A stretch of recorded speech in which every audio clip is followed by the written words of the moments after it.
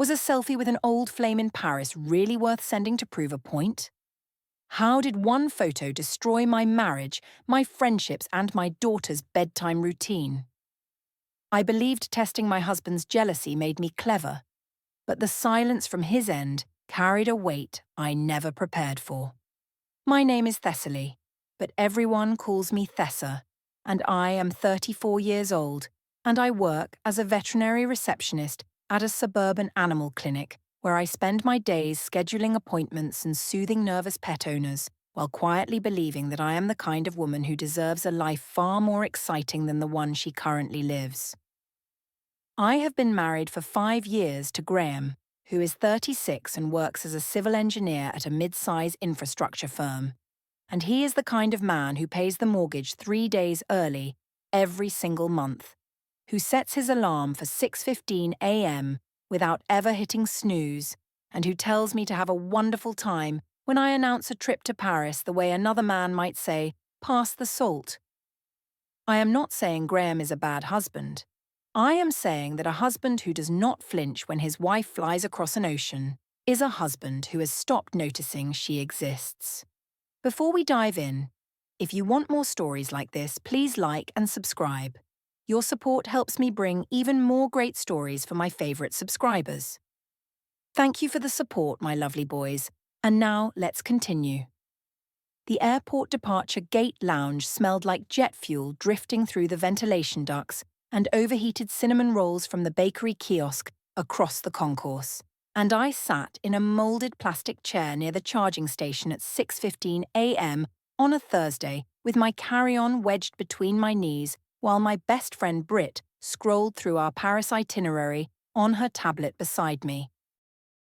Graham had dropped us off 20 minutes earlier at the departures curb, and he carried both suitcases to the check-in counter, handed me my boarding pass, kissed my forehead, and said he hoped I had a wonderful time without a single crack in his composure. He did not linger or ask me to call every night or look wounded or anxious. He simply smiled, waved, and walked back to the car where our 5-year-old daughter Rosie was buckled into her car seat, watching a cartoon on a tablet.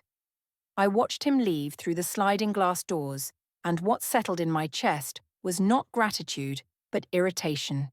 Because a man who lets his wife fly to Paris without one jealous question is a man who has either stopped caring or never cared in the way that counts. Britt mentioned that her own husband Derek had already texted 3 times since they left the house and had asked her to send a selfie when they landed. I checked my phone and found one message from Graham. A photo of Rosie eating pancakes with syrup on her chin, captioned with a smiley face. No, I miss you already. No, be safe, I love you. I showed Britt and told her my husband sends pictures of breakfast instead of showing any emotion, and she laughed and said Derek would lose his mind if she went to Paris without him. I slipped my wedding ring off and dropped it into the zippered pocket of my carry-on, telling Britt my fingers swell on long flights, and tucked the boarding pass, seat number circled in red pen, a habit from college, into my purse beside a hotel notepad I had packed for journaling. What I had not told Graham, or Britt, or anyone was that 3 weeks earlier I discovered through a mutual college friend's Instagram that Sébastien Moreau, Seb, my ex-boyfriend from university, the one I dated for 2 intense years before meeting Graham, now lived in Lyon and travelled to Paris regularly for wine industry events. I saved his profile, and a thought took root. What if I ran into him over there? And what if Graham saw that other men still found me magnetic? The night before the trip, in our bedroom at 10:45, Graham sat on the bed setting his alarm while I packed a second pair of heels. He pointed at a cocktail dress still wrapped in tissue paper with a boutique tag dangling from the zipper, and mentioned that a credit card notification came through 3 days ago for €189 at a store he did not recognise. He asked what occasion required a dress that expensive when she told him the trip was casual. Museums, cafes, walking tours. He asked which specific evening on the 5-day itinerary needed a cocktail dress, because the shared Google Calendar I gave him showed only daytime activities. I zipped the suitcase and told him a woman does not need to justify a dress to her husband, and that if he could not handle me looking good in Paris without demanding an itinerary for every hour, the problem was not the dress. The boutique tag swung from the zipper, its thin gold thread catching the bedside lamp for one bright instant before I tucked it inside. 20 minutes later, while brushing his teeth, he brought up a second point. He said the shared calendar also showed a note I had added 2 weeks ago. Hotel check, backup option, at 3:12 p.m. on a Wednesday, visible in the edit history, and he asked why I would need a backup hotel when I was sharing an Airbnb with Britt. He asked me to name the hotel or the neighborhood so he could save it as an emergency contact location for Rosie's school file. I peeled my face mask off in one slow strip, the damp material making a soft, sucking sound against my skin, and told him I was the most transparent person in this marriage and that the backup note was Britt's idea because she was unsure about the listing. I said forwarding a hotel confirmation to a shared email was the kind of thing controlling husbands demand, and I would not start our 6th year by normalizing surveillance. On Thursday, when we landed at Charles de Gaulle at 1:40 p.m. local time, I turned on my phone and found one message from Graham. A photo of Rosie's kindergarten art project, a watercolour airplane with Mama written in wobbly letters above it. No, I miss you. I screenshotted it and sent it to Britt with a rolling eyes emoji. Then I opened Instagram, searched for Seb Moreau's profile, and sent him a direct message. 3 words and an emoji. That evening, at the Paris Hotel lobby bar, Seb walked in at 8:15 wearing a linen blazer and a smile I had not seen in 11 years. He kissed me on both cheeks, a French greeting I leaned into longer than I needed to, and Britt raised her phone. I tilted my head onto his shoulder. The shutter clicked. And back home, 4,600 miles away, Graham was reading Rosie a bedtime story while his phone sat face down on the nightstand, not buzzing, because I had not sent the photo yet. I was saving it for the moment that would make him react the way I needed him to. I sent the selfie to Graham on Friday morning at 9:22 a.m. Paris time, which was 3:22 a.m. back home, along with a casual note saying I bumped into Seb by coincidence. Small world. Then I put the phone on the hotel balcony table beside my croissant and café au lait, rested my fingertips on the cold wrought iron railing, and waited for the explosion. The Parisian skyline was soft with early mist, and the smell of baking bread rose from the boulangerie below. And for 20 minutes I sat there imagining Graham's phone lighting up in the dark of our bedroom, imagining him shooting upright in bed, imagining the frantic call, the string of panicked messages, the proof that he still burned for me underneath all that civil engineering composure. He replied at 6:45 a.m., his time. One sentence. He asked who the man in the photo was and how they came to be at the same hotel bar in Paris. No exclamation marks, no follow-up, no phone call.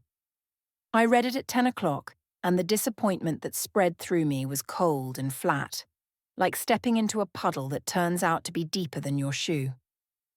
I told Britt that Graham did not even care and that the photo barely registered, and Britt suggested sending another one. What I did not know was that back home, Graham's younger sister Corinne was at our house helping him troubleshoot a shared calendar sync issue on the family laptop in the home office nook.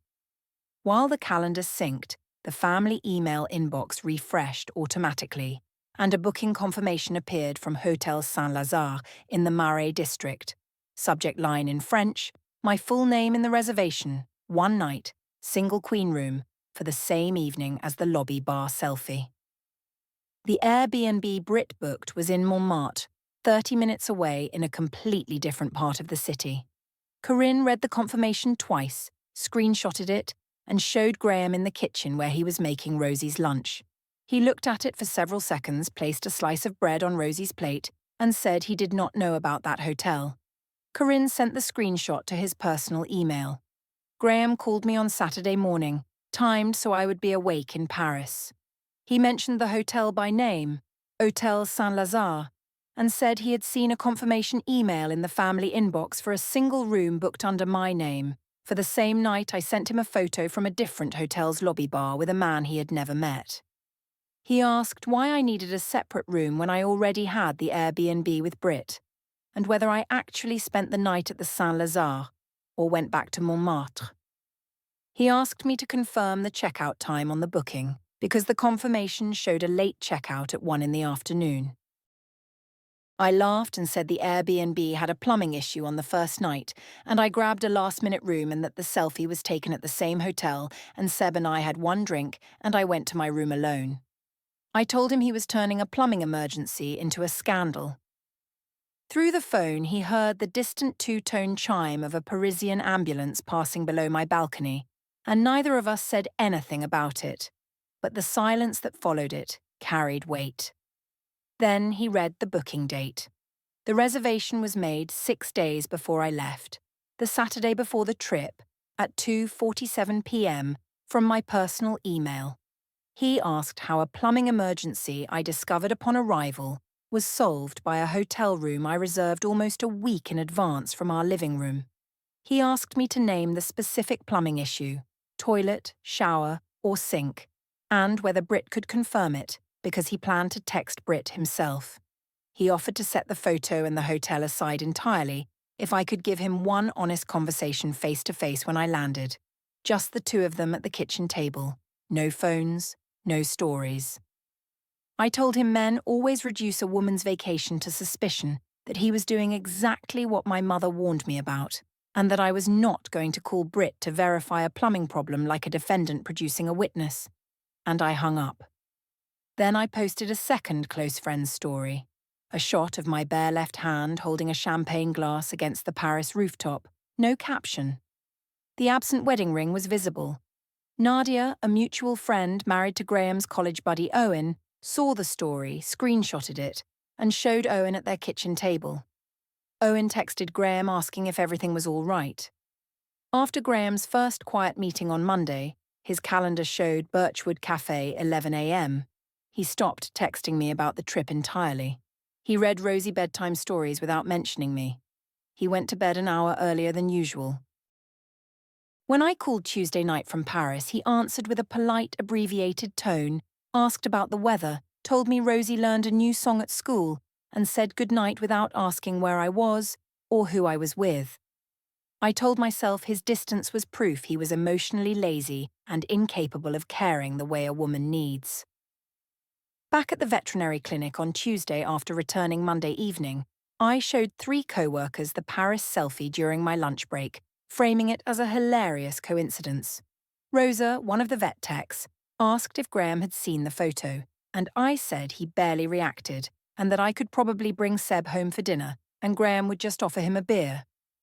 Rosa looked at me a beat too long and did not laugh, then excused herself to prep an exam room. That evening, I walked past the home office nook and saw Graham's laptop screen showing a browser tab that read, "Notary near me," before he minimised the window. I asked what he was looking at and he said he was comparing notary fees for a work contract. Later, after he showered, I opened the laptop and the browser history had been cleared, but the desktop showed a new folder labelled Archive Birchwood. The bathroom mirror was still fogged from his shower, and I wrote XOXO on it with my fingertip the way I used to during our first year. But the letters blurred and dissolved as the fog faded until only the clear glass remained, reflecting my face without decoration. The next morning, Owen texted Graham a single line asking if Thessa was wearing her wedding ring in Paris, and Graham replied 3 hours later that he appreciated the heads up and would handle things when the time was right. The rooftop terrace at Nadia and Owen's apartment was strung with Edison bulbs and lined with potted olive trees in ceramic planters, and the table was set for 8 on a Saturday evening with the mineral smell of sun-warmed gravel mixing with rosemary from the herb pots along the railing. I arrived wearing the cocktail dress I had bought before Paris, the one with the boutique tag Graham asked about, and my wedding ring, which I had put back on that morning as a deliberate choice I narrated to myself as keeping up appearances. Graham was in a navy pullover, hands in his pockets, standing near the olive trees while Owen poured wine.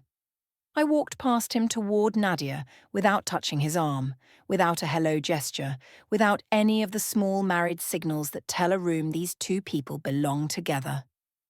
Corinne at the far end of the table watched the gap between us with quiet precision.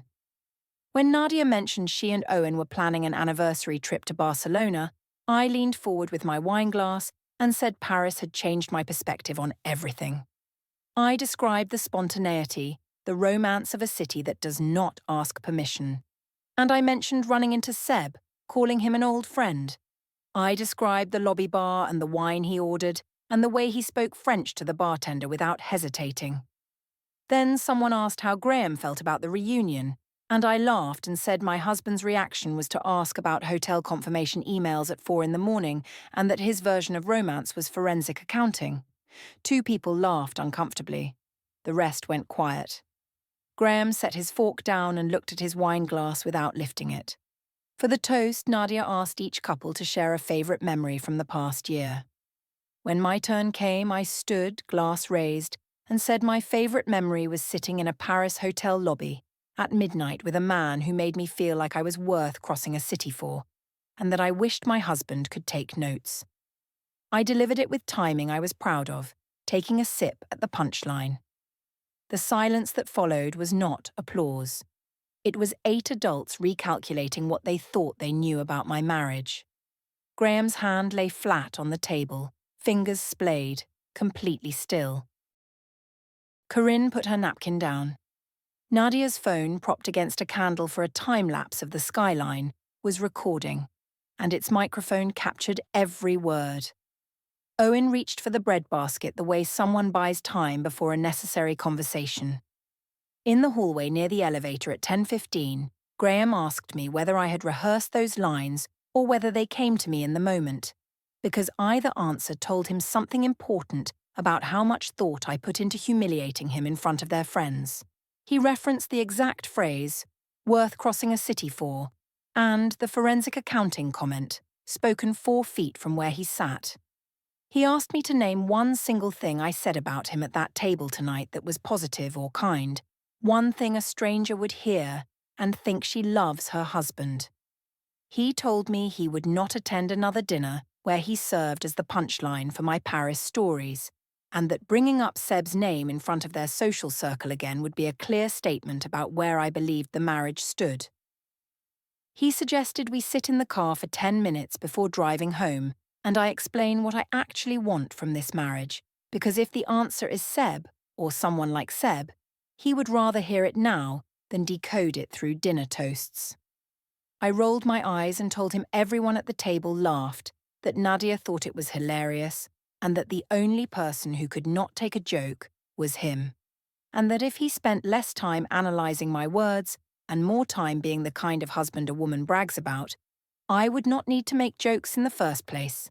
In the car, engine off, the dashboard clock glowing blue, he tried once more.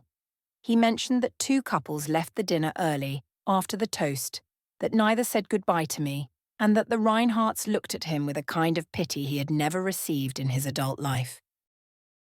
He asked whether I registered any discomfort in the room, anyone's shifted posture, anyone's dropped gaze, or whether the applause I heard was entirely inside my own head. He asked if I noticed that Corinne put her napkin down and did not speak for the rest of the evening. He told me his silence at the table was not agreement and his patience was not an unlimited resource, and he suggested cancelling all social plans for 2 weeks so they could spend time at home, just him, me, and Rosie, with no audiences and no performances. I unbuckled my seatbelt and said I was not going to sit in a parked car being lectured about dinner manners by a man whose idea of romance was checking hotel confirmation emails at 4 in the morning. I opened the passenger door and the overhead light filled the car with harsh white. He started the engine. We drove home with the turn signal clicking at every intersection. Tick, tick, tick. And neither of us broke the sound. After his Monday meeting, Birchwood Cafe, 2:30 p.m. Graham moved his wallet and car keys from the kitchen counter to his nightstand drawer. He opened the mail alone at the front door, sorting envelopes into 2 stacks. He asked casually over dinner whether the joint credit card balance was paid in full this month, and when I said I did not track that, he nodded without pressing. Later, he sat in the home office nook for 40 minutes, and when I passed the door, his laptop showed a spreadsheet with columns of dates and dollar amounts that he minimized the second he sensed my footsteps. That Tuesday, Nadia messaged me saying her time-lapse video had accidentally captured the dinner audio, including the toast, and she asked if I wanted her to delete it. I replied immediately, "Yes, delete it. It was just a silly joke." Nadia did not reply. She did not delete the video. She forwarded it, audio intact, to Owen, who saved it, and texted Graham that a recording existed. At 11:30 that night, a new entry appeared on Graham's calendar. Birchwood Cafe, 8 a.m., this time on Thursday. And on the home office desktop when I passed by Wednesday night, I saw his laptop reflected in the window glass, showing 2 browser tabs: certified mail tracking and financial advisor consultation. I stood in the hallway for 6 seconds, the water glass cold against my palm, then walked to the bedroom telling myself that certified mail was standard for engineering firms.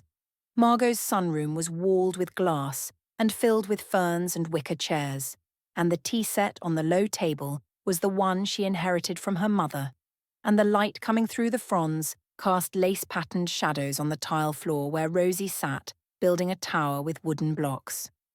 Graham had not come. He told me he had a project to finish, so I brought Rosie to the Sunday brunch alone.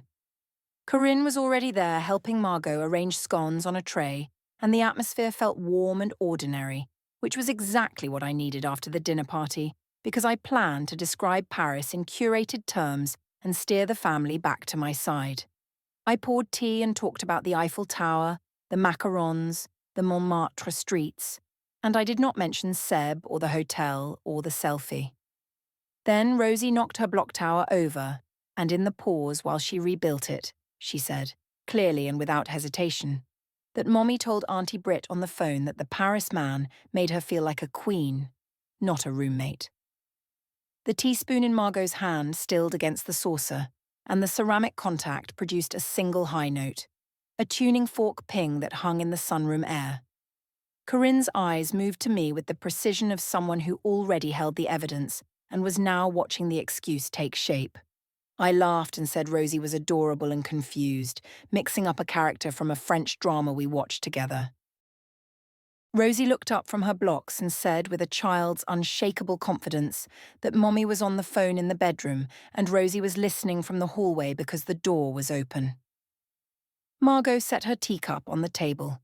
She asked, in the tone of a retired school principal who had heard 1,000 creative explanations, whether I would like to try that answer again.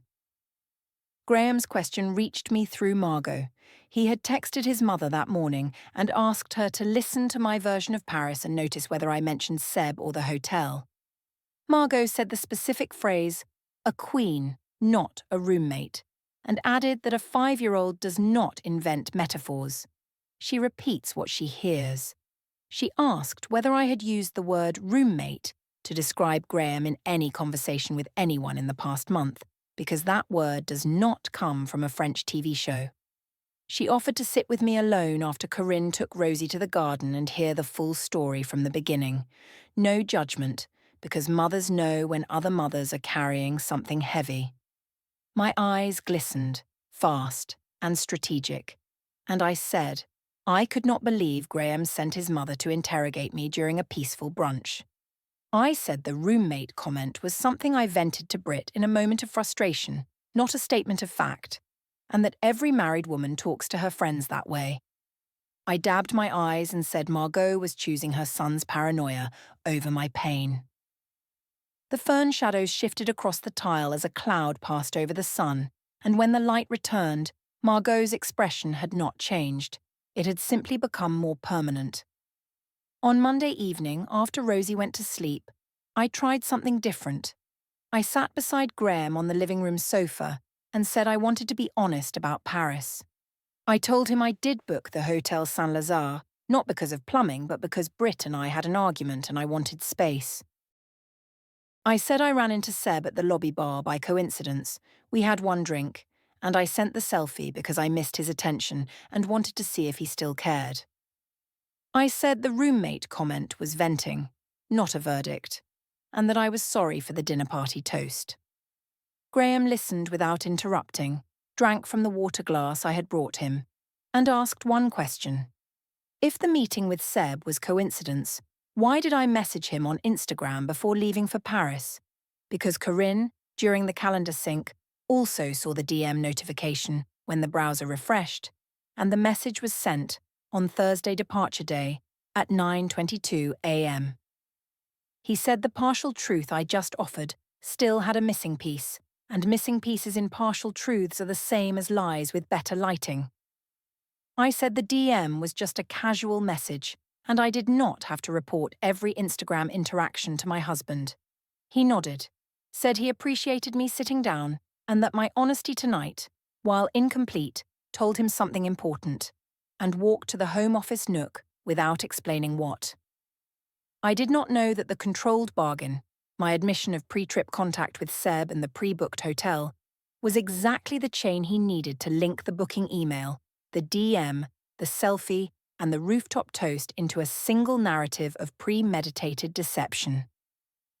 The next day at the Home Office doorway, I stood watching him write on a yellow legal pad under the desk lamp. He mentioned the pad and said he had been writing down dates because the number of contradictions had become too large to hold in his head, and organising them on paper was the only way to stop confusion from becoming permanent. He asked if there was anything else, any other contact with Seb before, during, or after Paris, because he would rather hear the full list now than discover items over the coming weeks. He asked whether Seb had contacted me since I returned, and if she would delete the thread, block his account, and agree to one counselling session, he would consider that a meaningful first step. I leaned against the doorframe and said, I already apologised, already sat on the sofa, already offered more truth than most wives would give, and asking me to block someone was controlling. I said the problem was not Paris. The problem was his inability to accept a wife who had a life outside his spreadsheets and legal pads. The yellow legal pad sat under the lamp, the last line he wrote, a date followed by 2 initials and a question mark, still wet, reflecting the light like a tiny dark mirror. Tuesday morning, 6:40 a.m. Graham woke before me, went to the Home Office nook, opened the shallow drawer he normally used for paper clips, and removed a small brown envelope that arrived in yesterday's mail. I had not noticed it among the catalogues because it was plain, return address to a P.O. box. He read the contents for 90 seconds, folded the papers back inside, and placed the envelope in the interior zipper pocket of his work bag. The zipper made a soft metallic rasp, the sound of teeth meshing, and he adjusted the bag on the chair.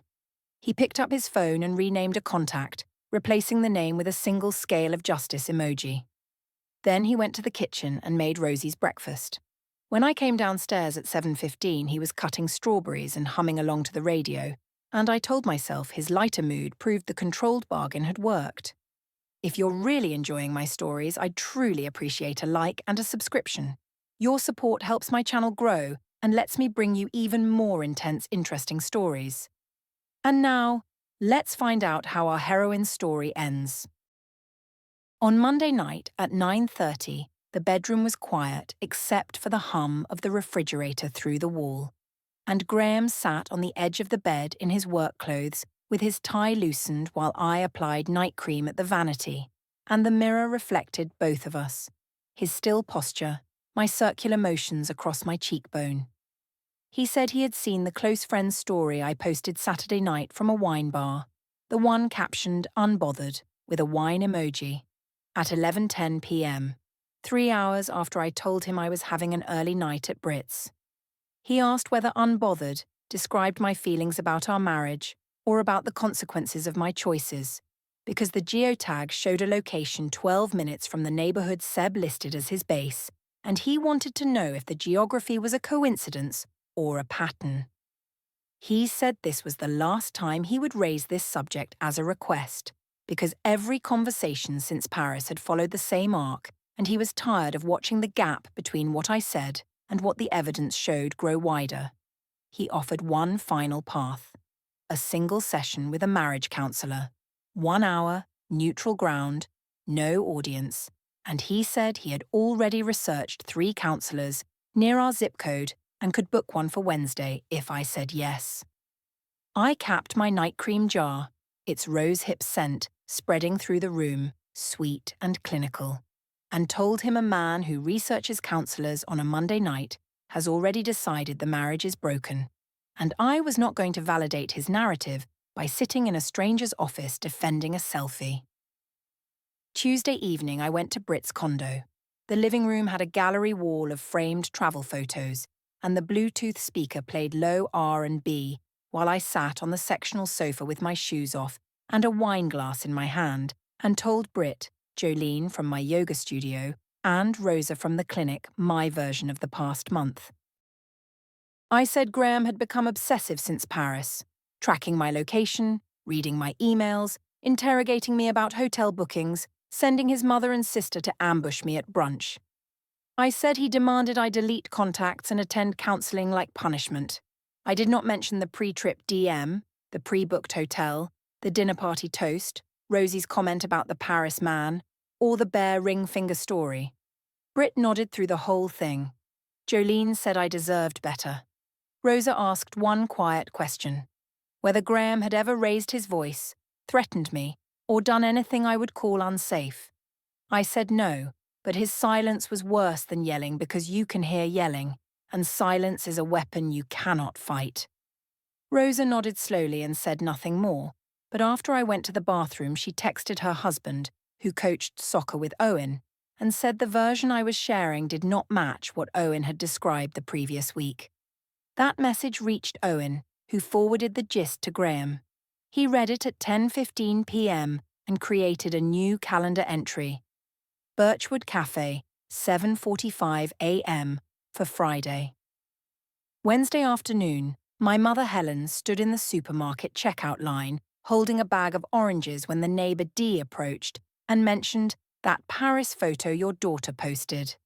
Dee pulled up her phone and showed Helen the champagne screenshot. My bare left hand, no ring, the image shared beyond Nadia's circle into a neighbourhood group chat Helen never knew existed. Helen recognised the ring-shaped tan line on my finger. She paid for her groceries with exact change and sat in her car for 11 minutes, the orange bag sweating condensation in the passenger seat. She texted Graham. She said she owed him a conversation and was ready to listen. That evening, Helen called me, her voice flat and controlled, and said the neighbourhood had seen the Paris photo and that she was not asking because of Graham's family, but because a neighbour showed her the image at the checkout counter. She said she loved me but would not be a prop in this particular show. The call lasted 3 minutes and 8 seconds, and afterward I told myself my mother had been poisoned by Graham's family and that small-town gossip cannot handle a confident woman. Wednesday night at 11, Graham sat in the home office nook with the laptop closed and the yellow legal pad in front of him and a new sticky note on the monitor reading, "Originals confirmed, picked up." He mentioned that he received a message confirming the version I was sharing with friends did not match the version I gave him on the sofa, and that someone outside the house had noticed.